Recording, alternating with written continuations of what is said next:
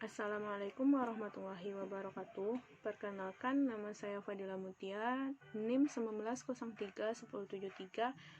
Pada kesempatan kali ini, dalam video kali ini saya akan membahas mengenai fermentasi, terkhususnya fermentasi pada produk makanan. Sebelumnya, kita harus terlebih dahulu mengetahui apa sih itu fermentasi. Fermentasi ialah proses terjadinya penguraian senyawa-senyawa organik untuk menghasilkan energi serta terjadi perubahan substrat menjadi produk baru oleh mikroba. Nah, proses fermentasi mendayagunakan aktivitas suatu mikroba tertentu atau campuran beberapa spesies mikroba. Mikroba yang banyak digunakan dalam proses fermentasi antara lain ada kamir, kapang, dan bakteri. Teknologi fermentasi merupakan salah satu upaya manusia dalam memanfaatkan bahan-bahan yang berharga relatif murah, bahkan kurang berharga, menjadi produk yang bernilai ekonomi tinggi dan berguna bagi kesejahteraan hidup manusia. Adapun jenis-jenis dari fermentasi itu sendiri, yang pertama ada homofermentatif. Homofermentatif yaitu fermentasi yang produk akhirnya hanya berupa asam laktat. Contohnya yaitu proses fermentasi yang terjadi dalam pembuatan yogurt. Dan adapun jenis yang kedua yaitu heterofermentatif, yaitu fermentasi yang produk akhirnya berupa asam laktat dan etanol sama banyak. Contohnya dalam proses fermentasi yang terjadi dalam pembuatan tape. Dan dalam praktek mikrobiologi kali ini ada beberapa alternatif pilihan yang telah diberikan oleh Ibu Fiti Arsi, Ibu kita, yaitu yang pertama fermentasi minuman beralkohol, yang kedua fermentasi pembuatan tempe, yang ketiga fermentasi pembuatan yogurt ketan hitam, yang keempat itu ada fermentasi pembuatan nata de coco. Jadi untuk kesempatan kali ini saya akan membahas mengenai bagaimana caranya membuat fermentasi tempe. Untuk lebih lanjutnya, silakan teman-teman melihat pembahasan berikut. Dalam video kali ini saya akan memberikan dua penjelasan, yaitu yang pertama terkait metode yang digunakan, yaitu pertama saya menggunakan dua jenis ragi tempe yang berbeda, yaitu ada ragi tempe yang siap saji yang bisa didapatkan di pasaran, dan yang kedua yaitu ragi tempe yang berasal dari tempe sebelumnya, alias menggunakan starter tempe untuk membuat tempe berikutnya. Dan perbedaan yang kedua saya mengambil dari sisi proses packagingnya atau pengemasan, di mana yang pertama saya menggunakan plastik dan yang kedua saya menggunakan daun pisang. Dalam hal ini saya ingin membandingkan bagaimana cita rasa yang dihasilkan dari kedua perbedaan wadah atau packagingnya. Mari disimak video selanjutnya. Ini salah satu aplikasi dari mata kuliah mikrobiologi. Jadi salah satu produk yang bisa dijual atau hikmah yang bisa dapat kita ambil setelah mempelajari ilmu mikrobiologi, yaitu bisa membuat tempe, bisa dijadikan sebagai bentuk wirausaha terutama di pandemi COVID-19 ini. Untuk fermentasi tempe itu sendiri kita membutuhkan bahan, yaitu yang pertama kacang kedelai sebanyak 1/4 kg, lalu ada ragi tempe secukupnya saja, dan ada juga tepung beras. Dan untuk media saya menggunakan dua media. Yang pertama nantinya yang akan dibungkus menggunakan daun pisang, dan kedua yang dibungkus menggunakan plastik. Jadi saya akan membandingkan di antara dua perlakuan. Yang pertama dengan direndam selama 5 jam dan satu lagi direndam selama 1 hari atau 24 jam. Dan untuk metodenya sendiri saya juga menggunakan dua metode ragi, namun untuk yang pertama saya akan memperagakan terlebih dahulu menggunakan ragi yang siap pakai atau yang biasa dijual di pasaran. Namun untuk yang kedua saya akan menggunakan ragi yang bisa dibuat dari bahan alami.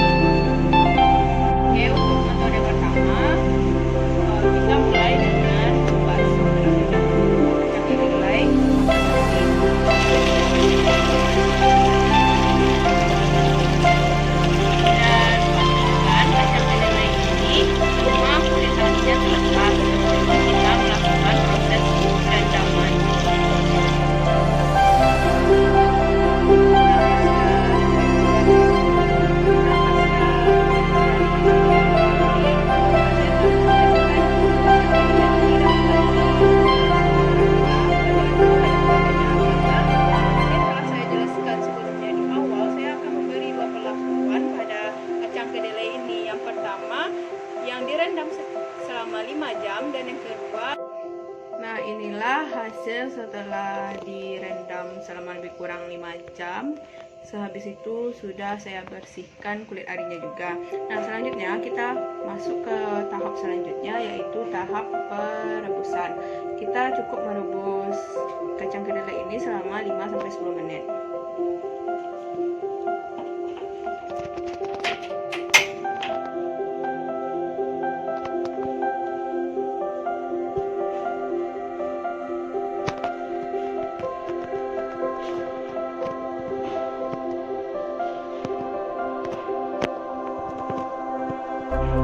Beginilah lebih kurang penampakan ketika airnya sudah mulai mendidih. Ini baru masuk pada menit kedua. Nah, beginilah ketika air sudah mendidih, terdapat api di atasnya. Diketahui buburnya ini jangan lupa untuk dibuang, karena bubur yang ini merupakan getah dari sebuah kedelai itu sendiri setelah direndam. Jadi untuk menghilangkan getahnya supaya mudah dalam proses penyaringan, maka buburnya jangan lupa untuk dibuang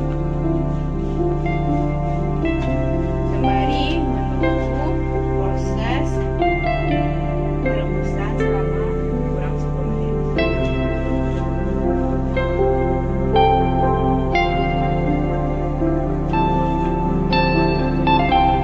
Ini hasil setelah dilakukan proses perebusan. Selanjutnya kita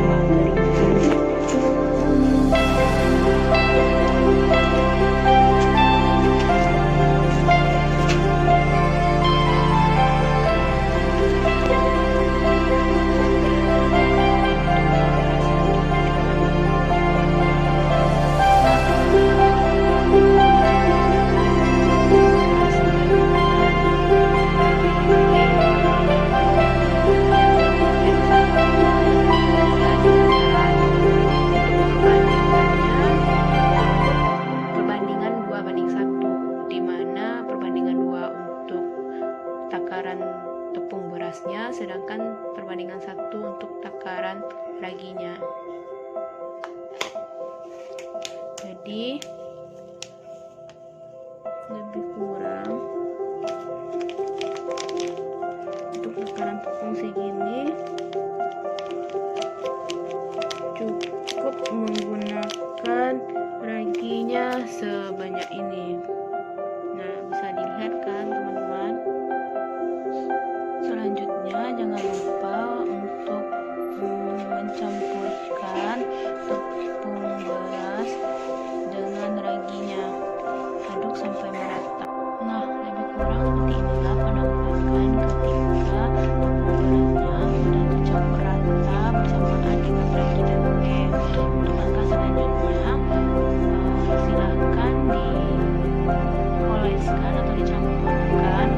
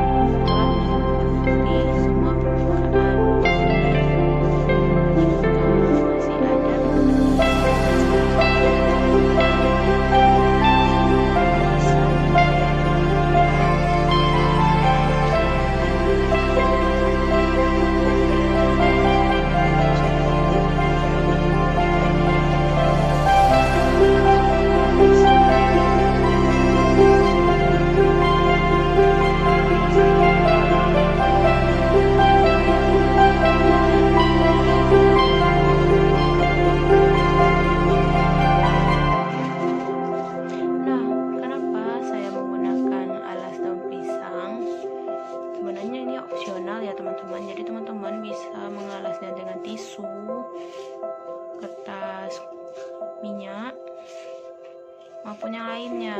Jadi terserah teman-teman, sebenarnya ini nggak ada pengaruh gitu, cuma saya menggunakan alternatif nasi pisang supaya ketika dibungkus pun menggunakan kantong plastik masih ada gitu wangi-wangi dari daun pisang, untuk khas bau pisang, jadi lebih menambahkan cita aromanya gitu, jadi ada aroma lah gitu. Soalnya kita menggunakan untuk perlakuan yang ini menggunakan plastik, untuk perlakuan yang satu lagi kita menggunakan media sepeda.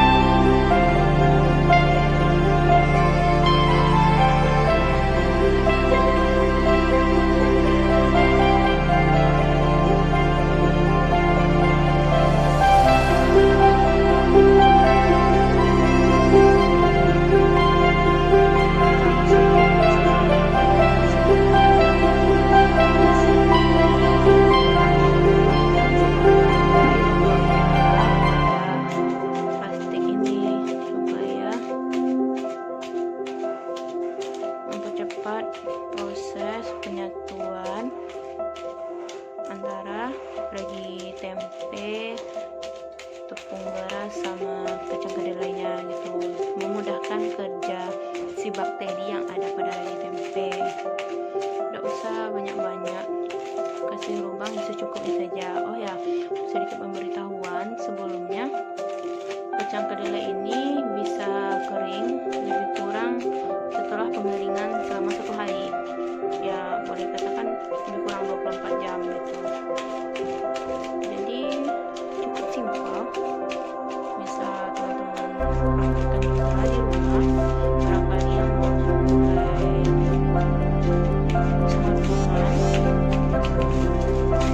maupun sebagai praktek ya, aplikasi hari-hari pelajaran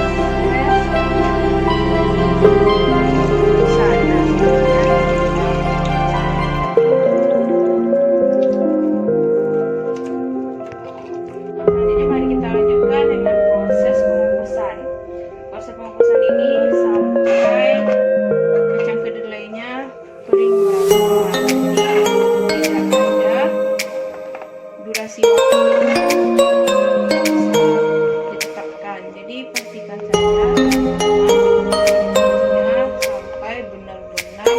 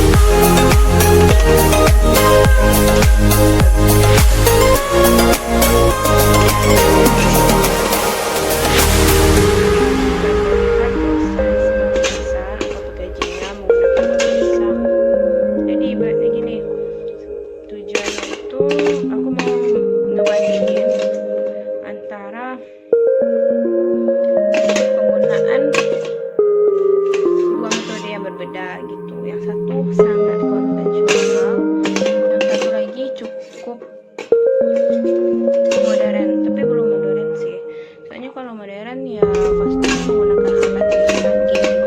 Tapi kalau dibandingkan dengan dua metode ini, maka bisa dibilang yang ini adalah yang menggunakan tradisional atau konvensional. Karena teman-teman tidak menggunakan istilah penggunaan lagi tempe yang siap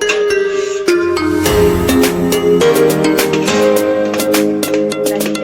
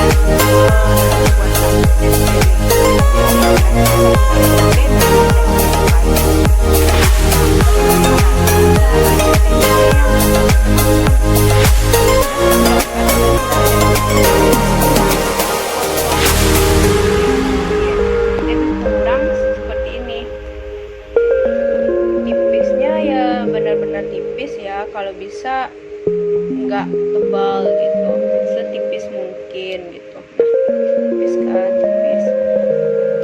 Selanjutnya tempe yang sudah dipotong-potong ini teman-teman masukkan ke dalam toples seperti ini. Teman-teman masukkan ke dalam toples dan pastikan toples ini tertutup dengan erat, tujuannya supaya tidak ada udara yang masuk gitu. Langkah-langkah yang kedua, teman-teman menyimpan tempe sebagai standar pembuatan tempe selanjutnya di dalam toples.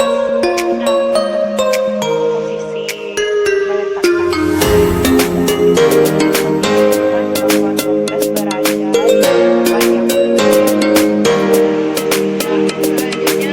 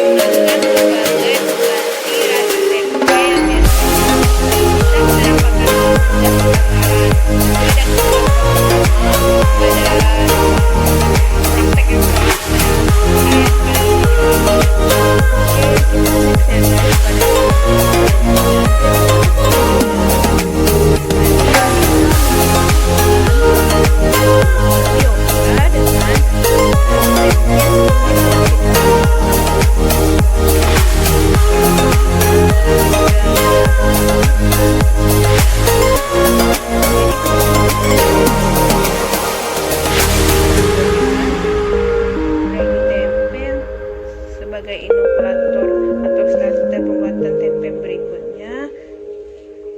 Kemudian kita mencampurkan dengan tepung tapioka. Nah, beginilah lebih kurang teman-teman. Jadi teman-teman campurkan hingga merata. Nah, ini merupakan starter awal untuk pembuatan tempe dengan perlakuan kedua yang tentunya lebih konvensional ketimbang pada perlakuan pertama di video. Oke, jadi beginilah setelah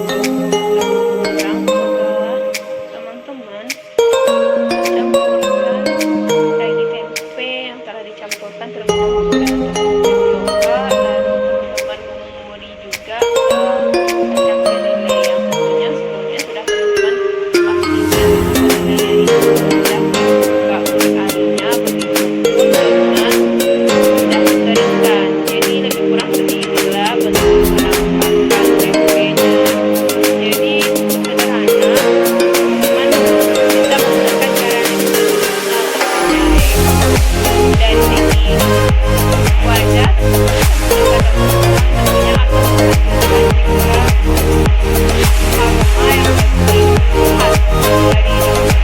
itu sendiri. Tentunya ini akan membawakan cita rasa lebih enak di tempe jadi inilah lebih kurang dari produk tempe Halo guys, kembali lagi dengan saya. Nah, bagaimana menurut teman-teman setelah melihat penjelasan pada keterangan sebelumnya? Apakah teman-teman merasa puas atau bagaimana? Nah, teman-teman boleh banget untuk mencoba praktek yang telah saya berikan di penjelasan sebelumnya, baik itu menggunakan ragi tempe yang bisa didapatkan di pasaran maupun menggunakan starter yang kita buat sendiri. Ibaratnya kita menginokulasi ragi tempe, jadi kita memanfaatkan tempe yang sudah ada menjadi bahan ragi untuk tempe berikutnya gitu, untuk membuat sebuah tempe yang baru, produk tempe yang baru. Dan juga saya juga dapat sedikit menyimpulkan bahwasanya terdapat dua hal perbedaan. Yang pertama, ketika kita menggunakan daun pisang, maka dari tempe tersebut dihasilkan aroma yang khas, ibaratnya itu lebih menjual karena aroma dari daun pisang itu jadi menempel di tempe yang telah kita bikin gitu. Jadi ibaratnya ada cita rasa khas aroma yang dihasilkan jika kita menggunakan daun pisang. Dan begitupun sebaliknya, yang menggunakan plastik tidak ada aroma gitu. Namun di lain sisi, ketika kita menggunakan plastik, proses pembuatannya menjadi lebih memerlukan waktu yang singkat dikarenakan sifat plastik tadi yang kedap, sehingga mempercepat si bakteri yang ada di raginya untuk melakukan proses pembentukan hifa, sehingga cepat kedelai yang kita campurkan dengan ragi tempe tadi menyatu gitu menjadi tempe, sebuah produk tempe. Sedangkan pada daun pisang itu memerlukan waktu yang lebih lama. Dan yang kedua, tingkat keberhasilan menggunakan plastik itu lebih besar ketimbang menggunakan daun pisang, karena kita tahu bahwasanya sifat daun pisang itu yang mudah sobek gitu, jadi akan lebih mempunyai risiko dalam hal penyimpanan. Jadi tidak ada yang spesial di antara dua metode yang saya gunakan, karena masing-masingnya itu mempunyai plus minus tersendiri. Nah, jadi kembali lagi ke teman-teman, apakah teman-teman mau menggunakan perlakuan yang pertama atau yang perlakuan kedua? Pada dasarnya hal tersebut saya hanya ingin membandingkan proses mana yang lebih mudah dan gampang. Ketika saya menggunakan proses yang menggunakan plastik, itu saya melihat juga referensi yang ada di video orang-orang yang sudah berhasil sebelumnya. Sedangkan menggunakan metode daun pisang, saya itu pure murni menggunakan metode yang telah diberikan oleh dosen saya, yaitu Ibu Fitri Arsi. Jadi itu kembali lagi kepada teman-teman maunya menggunakan metode apa. Ya, selagi bagi teman-teman itu mudah, ya kenapa tidak gitu, baik menggunakan yang perlakuan pertama seperti yang telah saya jelaskan di penjelasan sebelumnya, ataupun perlakuan kedua yaitu menggunakan daun pisang. Dan tentunya itu ada juga perbedaannya dari segi waktu perendaman. Yang menggunakan plastik itu cukup 5 jam perendaman kacang kedelai, sedangkan yang menggunakan daun pisang itu butuh waktu 1 kali 24 jam dalam merendam kacang kedelai. Dan selanjutnya kita juga menghabiskan waktu yang cukup ketika melakukan proses inokulasi ragi tempe tadi. Sedangkan di proses yang menggunakan plastik tidak. Jadi semoga teman-teman bisa mengambil pelajaran dari video ini dan bisa mencoba. Good luck. Sekian dari saya. Assalamualaikum warahmatullahi wabarakatuh.